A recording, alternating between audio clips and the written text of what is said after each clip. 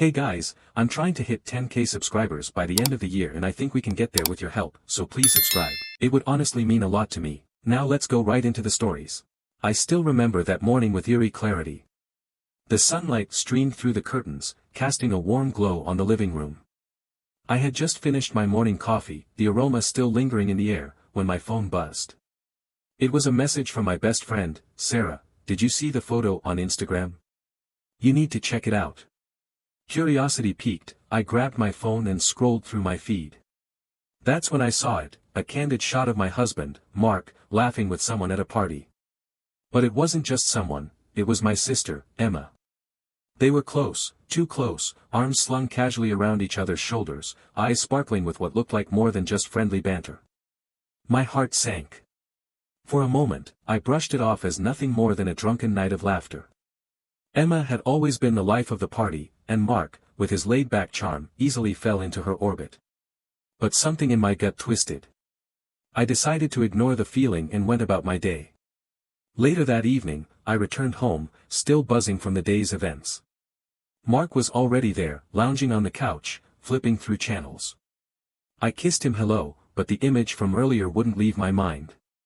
I casually brought up the party, trying to gauge his reaction. Hey, how was that get-together with Emma and the others? He shrugged, a hint of distraction in his voice. It was fun. You know how she gets. That was it. I pressed a little harder, hoping to catch a glimpse of the truth. I saw a photo of you two. Looked like you were having a great time. Mark laughed it off, brushing my concerns aside. Oh, come on. It's Emma. We were just being goofy. I forced a smile but felt an unshakable knot in my stomach. Something wasn't right, and I couldn't let it go. The following days were a blur of doubt and anxiety. I found myself analyzing every conversation, every glance, every laugh shared between them. I couldn't shake the feeling that there was more to their relationship than they let on. Eventually, I decided to confront Emma. Can we talk? I asked her one afternoon, a sense of dread creeping over me. Sure, what's up, she replied, her expression a mix of curiosity and concern. We settled at a cafe, and I tried to keep my tone casual. I saw the photos from that party. You and Mark looked really close. Her eyes widened for a moment before she quickly masked her surprise with a laugh. Oh, please. It was nothing. We were just having fun. Right, I said, skepticism dripping from my voice. But was it just fun? She hesitated, the silence stretching painfully between us. You know how Mark is. He's just friendly. I wanted to believe her, but my instincts screamed otherwise. I decided to drop it for the moment, but I knew I would have to keep an eye on things. Days turned into weeks, and the unease grew. I started noticing subtle changes in Mark's behavior. His late nights at work became more frequent, his phone was always face down, and he became increasingly secretive. I felt like I was unraveling, but every time I tried to confront him, he would deflect, claiming I was being paranoid. One night, after another round of excuses about urgent work, I had had enough. I decided to take matters into my own hands. I followed him. My heart raced as I trailed him through the streets. It was a stupid idea, I knew, but I needed to know the truth. He drove to a bar downtown, a place we had been to together many times. I parked a couple of blocks away and walked over, my pulse pounding in my ears. When I stepped inside, I scanned the crowd, anxiety clawing at me. And then I saw them, Mark and Emma, huddled together in a booth, heads close as they shared drinks and whispered. My heart dropped. I slipped out of the bar, my breath quickening as I processed the scene. I wanted to scream, confront them right there, but I knew I needed proof. I returned home, and as I lay in bed that night, the truth loomed over me like a dark cloud. The next day, I gathered the courage to ask Mark about the bar. So, what did you do last night? Just hung out with some friends, he replied, his eyes not meeting mine. I could feel my resolve slipping, but I pressed on. Did you see Emma? He hesitated, then shrugged. Yeah, we ran into each other. Just catching up. That was it.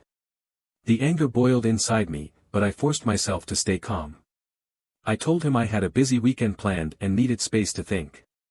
The following day, I reached out to a mutual friend who had been at the party. I didn't mention my suspicions but casually asked about Emma and Mark's interactions. Oh, they were all over each other. It was wild, she said, her laughter echoing through the phone. That was it. I knew I needed concrete evidence, so I decided to dig deeper. I started following Emma, tracking her movements, while trying to maintain my composure at home. I watched as she met up with Mark several times over the next few weeks. They were always laughing, always touching. One night, I gathered all my courage and called Sarah, my best friend. I spilled everything, the heartache, the suspicion, and the pain of watching the two people I loved the most betray me. You need to confront them, she advised gently. You deserve to know the truth. That weekend, I planned an evening at home, inviting both Mark and Emma over for dinner. My heart raced as I prepared the meal, anxiety twisting in my stomach. They arrived, and I acted normal, laughing and joking, all while waiting for the right moment. As dessert was served, I felt my heart pounding. I need to talk about something, I said, my voice steady despite the chaos inside. I've noticed some things between you two. Their expressions changed instantly. Emma's eyes widened, and Mark shifted uncomfortably in his seat. What are you talking about? He asked, feigning ignorance. I didn't back down. I know you've been seeing each other. I saw you at the bar, and I've heard enough from friends. Emma's face flushed, and Mark looked away, shame written all over him. Is it true? I pressed, my voice steady. Silence enveloped the room as they exchanged glances, and in that moment, I saw it, the truth. Emma broke first, her voice trembling. I didn't mean for it to happen. It just happened. Mark's silence was deafening. I felt the betrayal pierce through me like a dagger. You were my sister, I whispered, tears welling in my eyes. How could you do this? Emma burst into tears, but it only fueled my anger. You both betrayed me. I trusted you. I stood up, feeling the walls closing in. I couldn't breathe, couldn't think. I had to get away. I stormed out, slamming the door behind me, leaving their tear-streaked faces behind. In the days that followed, I was a shell of myself. I reached out to friends and family for support, but nothing could fill the void left by the betrayal. I needed to reclaim my life, to start anew. Months later, as I sat in my favorite cafe, I felt a flicker of hope. I had begun to rebuild, focusing on myself and surrounding myself with those who truly cared. I still struggled with the memories, but I learned to let go.